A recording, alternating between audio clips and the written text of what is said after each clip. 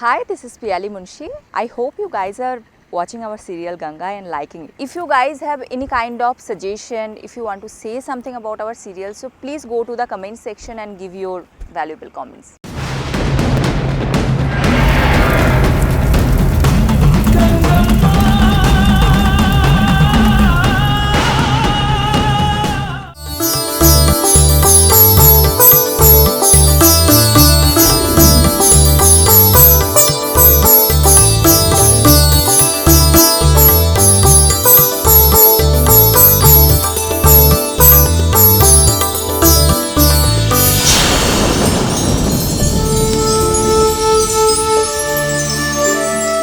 ஏய் சௌமியா, வீடே இங்க கோலாகலமா இருக்கு.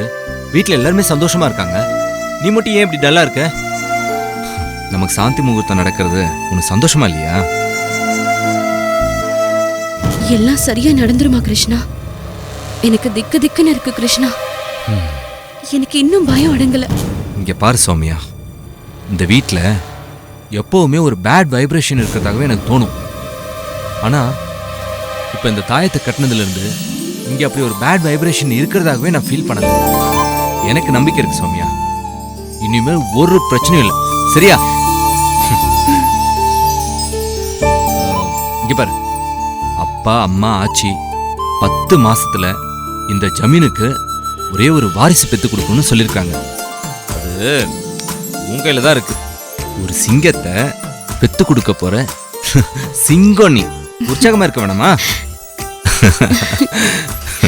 விடுங்க கிருஷ்ணா. டேய் சரவணா, எவ்வளவு நேரம்டா வேலை செய்வ? சீக்கிரம் முடி. சீக்கிரம் முடிடா. ஏப்பா நீ முடிக்க மாட்டே. சீக்கிரம் முடிப்பா. போய் கிருஷ்ண ரூம்ல டெக்கரேட் பண்ணு போ. சீக்கிரம் போ. தமைதே, என்னங்க? கிருஷ்ணன் கிட்ட கோயிலுக்கு போணும்னு சொல்லிட்டியா? ஐயோ சொல்லலீங்க, இப்ப சொல்லிடுறேன். கிருஷ்ணா, கிருஷ்ணா அம்மா கொஞ்சம் கீழே வாடா. தோ வரமா. வா போலாம். எங்க கோயிலுக்கு போன் பண்ணி பூஜைக்கான ஏற்பாடுலாம் பண்ண சொல்லிடுங்க. எல்லாம் சொல்லிட்டமா, டென்ஷன் ஆகாத. சரியா? சரிங்க.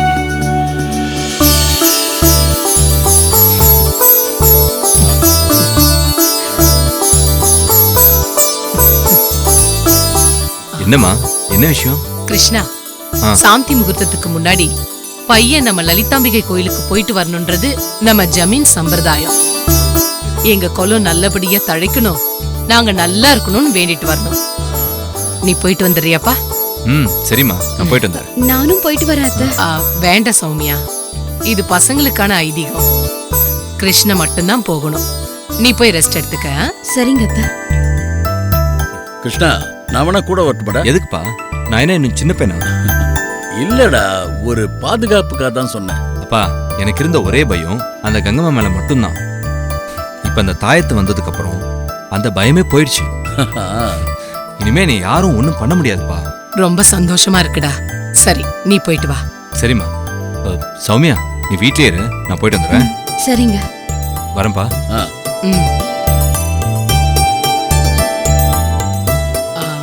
ஏங்க, நீங்க ஆக வேண்டிய வேலையை பாருங்க. நான் விருந்துக்கான ஏற்பாடு பண்றேன்.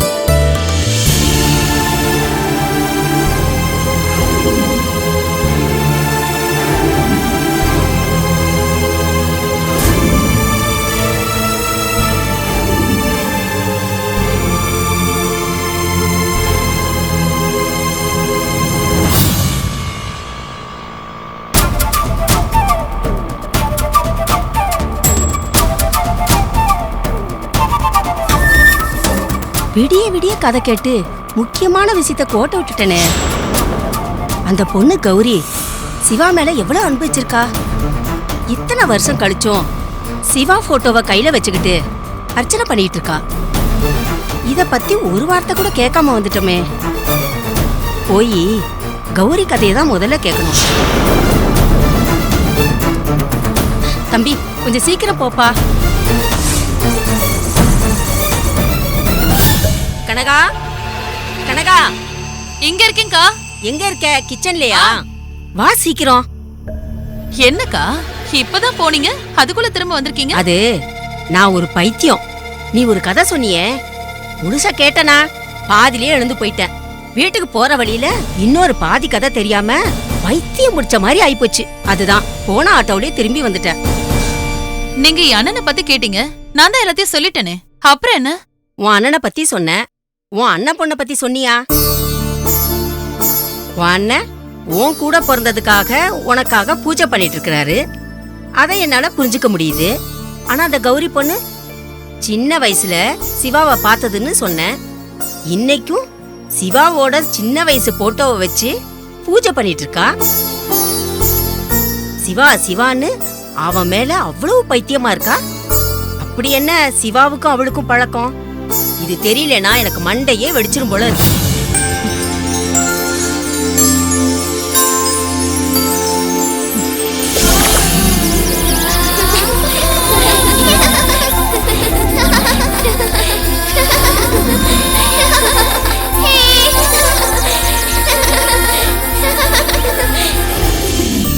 நானும் என் அண்ணனும் பிரிக்க முடியாத அண்ணன் தங்கச்சியா இருந்தோம். அந்த பாசமும் உறவும் என்னன்னைக்கும் நிலைச்சிருக்கணும்னு எனக்கு பிறந்த பையனை என் அண்ணன் பொண்ணுக்கு கட்டி வைக்கணும்னு முடிவு பண்ணோம்.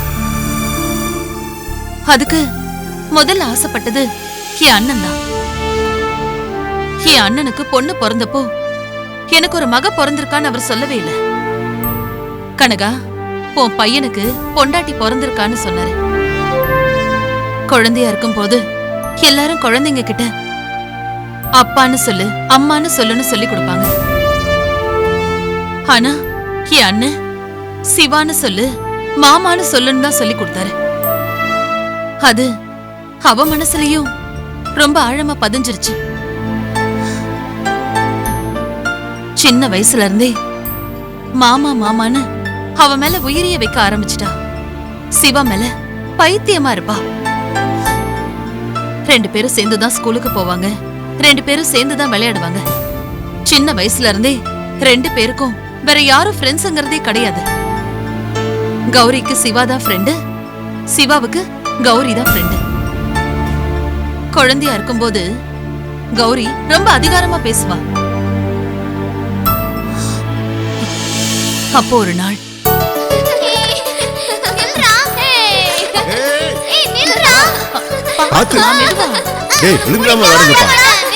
சொன்னா கேட்க மாட்டீங்களே. நீ விளையாடுறதுக்கு என் பையன் தான் கிடைச்சானா? வெளியே உன் வயசு பொண்ணுங்க விளையாடுறாங்கல்ல, அவங்களோட விளையாடு போ. என்ன அத்தை கனகா, என்ன திடீர்னு உன் பையன்னு சொல்ற? சிவா ஏன் மாமா, நான் ஏன் மாமா கூட தான் எப்பவும் விளையாடுவேன். இங்கே பாரு கனகா, நான் பெரிய பொண்ணு ஆனதும் என் மாமாவை எனக்கு கட்டி கொடுத்துடணும், இல்ல உன் கண்ணத்திலே குத்துவேன். என்ன புரியுதா? என் மருமகனா மருமகதான். அப்படியெல்லாம் அன்பா இருந்த குழந்தைங்களதான் அநியாயமா பிரிச்சிட்டோம். சிவா கூட கொஞ்ச நாள் கௌரி கௌரின்னு அவளையே நினைச்சிட்டு இருந்தான். அப்புறம் சிட்டி வாழ்க்கை, வேற ஸ்கூல், நிறைய ஃப்ரெண்ட்ஸ் கிடைச்சதுல அது சின்ன வயசு விளையாட்டு நினைச்சு சுத்தமா மறந்துட்டான். ஆனா அந்த கௌரி என்னமோ அவனை மறக்காம இருக்கான். மறக்காம இருக்கிறது மட்டும் இல்லக்கா, அவனையே நினைச்சிட்டு இருக்கான். அத பாக்கும்போது மனசெல்லாம் பதறுதுக்கா. ஏன் கனகா, இப்படி ஒரு மருமகளை வச்சுட்டா நீ? நீ இந்த அபிக்கு உன் பையனை கல்யாணம் பண்ணி வைக்க பேசுன? கையில இப்படி ஒரு சொக்க தங்கத்தை வச்சுக்கிட்டா பித்தளைக்காக அலைஞ்ச?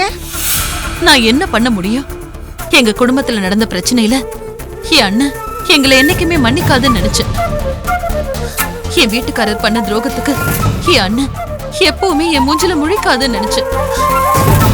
கௌரி குழந்தையா இருந்தப்போ சிவாவையே நினைச்சிட்டு இருந்தா. இப்போ சிவா மறந்த மாதிரி அவளும் மறந்திருப்பான்னு நினைச்சேன். ஆனா இவ்வளவு வருஷம் கழிச்சும் அவங்க இன்னமும் என்னையும் என் பையனையும் மனசுல சுமந்துட்டு இருப்பாங்கன்னு கடவுள் சத்தியமா நான் நினைச்சு கூட பாக்கலக்கா. ஏன் கனகா, எத்தனையோ குடும்ப கதைகளை கேட்டிருக்கேன், எவ்வளவோ அன்பு காதல் கதையெல்லாம் கேட்டிருக்கேன். ஆனா உங்க கதை மாதிரி நான் கேட்டதே இல்ல. உங்க அண்ணனை பார்க்க முடியாதான்னு நினைக்கவே நினைக்காத. அடுத்த வாரம் சனிக்கிழமை வர்றதுக்கு ரொம்ப நாள் இல்ல, அடுத்த வாரம் மறுபடியும் உங்க அண்ணன் வருவாரு. நீ கண்டிப்பா அவரை பார்க்க தான் போற. நீயும் உங்க அண்ணனும் ஒண்ணு சேரத நான் பார்க்கணும், அதுதான் என் ஆசை. நீங்க சொன்னதையே நான் ஆசீர்வாதமா எடுத்துக்கிறேன்க்கா. அது மட்டும் நடந்துருச்சுன்னா இனிமே என் வாழ்க்கையில எந்த குறையுமே இருக்காதுக்கா.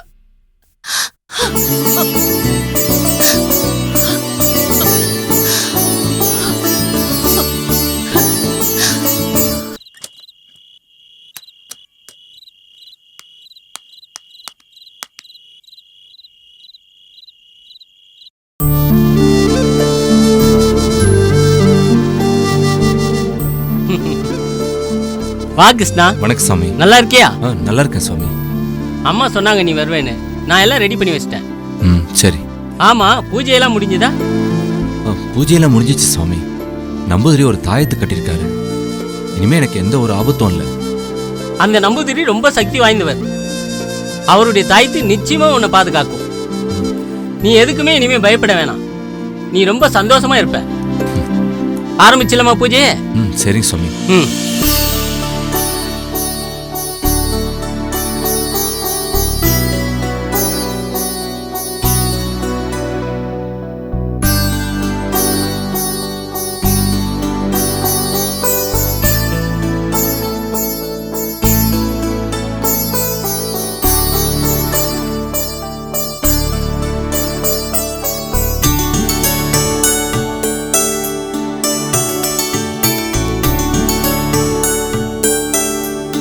கிருஷ்ணா, உன் குடும்பத்திலேயே நீ ரொம்ப நல்ல பையன். மற்ற எல்லார் மேலேயும் அன்பு, அக்கறை, மற்றவங்களுக்கு உதவி செய்யணுன்ற குணம் உனக்கு நிறைய இருக்கு. நீ ஒன்றும் கவலைப்படாத. அந்த அம்பாள் நல்லா பார்த்துப்பா. உங்க வம்சம் தழைக்க போகுது. உங்க ஜமீனை ஊரே கையெடுத்து கும்பிடும். சந்தோஷமா போயிட்டு வா கிருஷ்ணா. ரொம்ப நன்றி சுவாமி. போகும்போது சூளத்துக்கிட்ட விலைக்கேத்திட்டு பிரகாரத்தை 3 சுத்து சுத்து. சரியா? வர சாமி.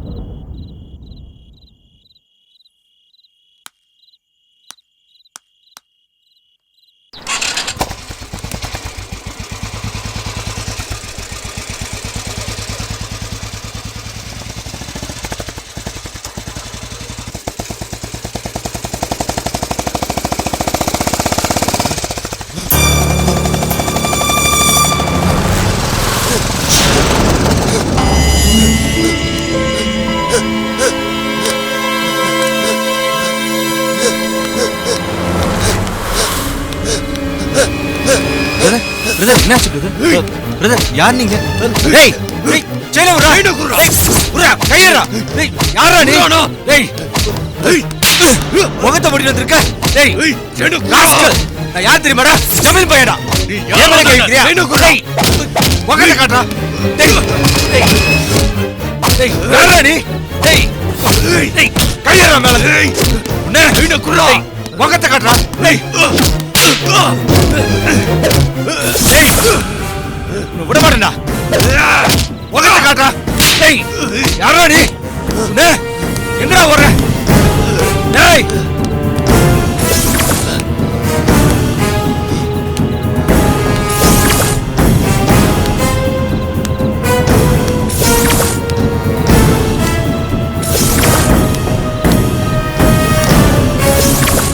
டேய் ஓடாத நில்றா. டேய்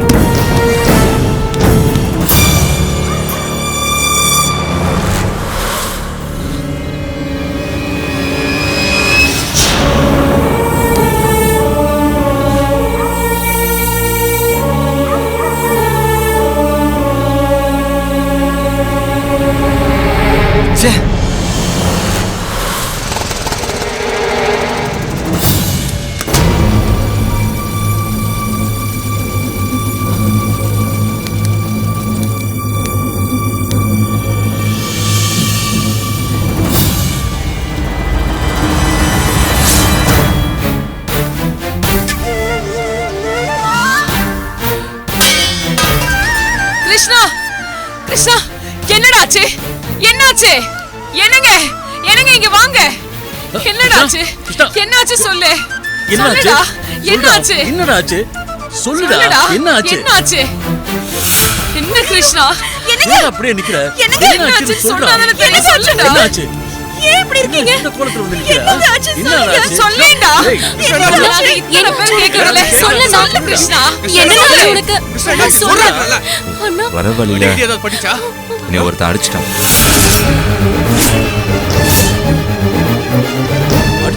அடிச்சிட்டானா? இன்னும் ஒருத்த அடிச்சிட்டானா? யாரா? யாரு? ஜமீன் குடும்பத்து மேல கை வைக்கிற அளவுக்கு இந்த ஊர்ல ஆள் இருக்காங்களா? யாரா? என் கூட வந்து காட்டுறா நீ. இப்பயே பொடி போட்டுறா அவனை. சொல்லுடா. யாரா உன் மேல கை வச்சது? அவன் முகத்தை என்னால் பார்க்க முடியல. ஃபுல்லாக மறைச்சு வச்சிருந்தான் துணியால். நானும் அவன் முகத்தை பார்க்கறதுக்காக எவ்வளோ ட்ரை பண்ணேன். கடைசி வரைக்கும் முடியல. அதுக்குள்ளே அவன் என்கிட்ட இருந்து தப்பிச்சு ஓடிட்டான். முகத்தை மூடிட்டு அடிச்சானா? அப்படி யார்ப்பா நமக்கு பக்கத்துல? நம்ம வீட்டால யார்ப்பா முகத்தை மூடிட்டு வந்து அடிக்கிறது? ஜெயசிம்மா, அவனுக்கு என்னை அடிக்கிறது எந்த நோக்கமும் இல்லை. அவன் என்கிட்ட இந்த செயினை அறுத்து தான் பண்ணான். அவன் என்னமோ திருடனா மட்டும்தான் இருப்பான்னு நினைக்கிறேன்.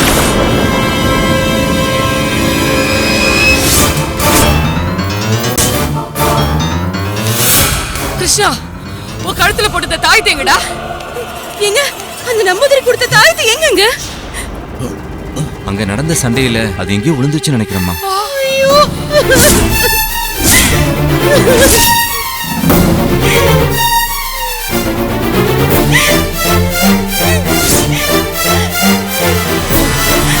அது எங்கேயோ அங்கதான் விழுந்திருக்கும்னு நினைக்கிறேன். நான் போய் எடுத்துட்டு வந்துடுறேன். ஏய், உனக்கு என்ன பைத்தியமா பிடிச்சிருக்க? அந்த தாயத்தை எடுக்கிறதுக்காக தனியா வைப்பா நீ. மனத்தனமா யோசிச்சுட்டு இருக்காங்க. டேய் ஜெயசிமா, அந்த தாயத்து இல்லாம இருக்க கூடாதுடா. அது இல்லைன்னா அவன் உயிருக்கே ஆபத்துடா. மா, சும்மா முட்டாள்தனமா பேசிட்டு இருக்காதம்மா. இந்த தாயத்து இல்லாம அவன் தனியா வரணுங்கிறதுக்காக அந்த கங்கம்மா பண்ண வேலையை கூட இருக்கலாம்ல.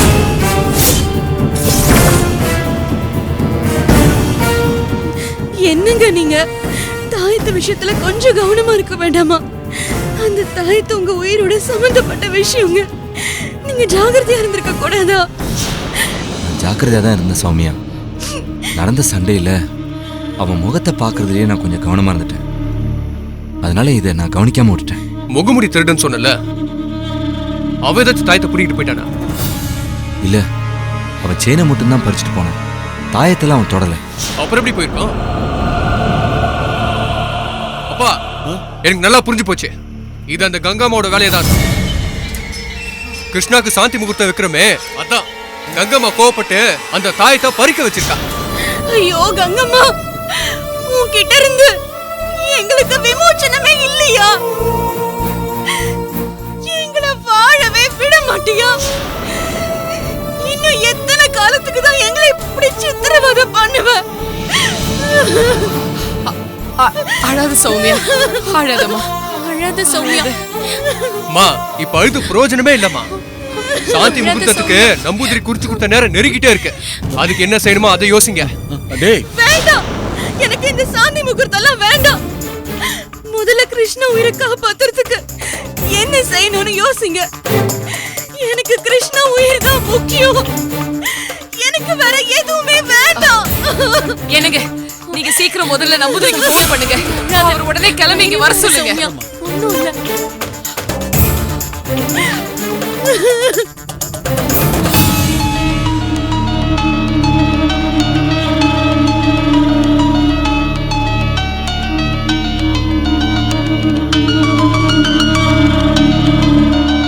ஆசானே, ஆசானே, ஜமீன்தார் வீட்ல இருந்து போன் வந்திருக்கா ஆசானே? இதோ வர.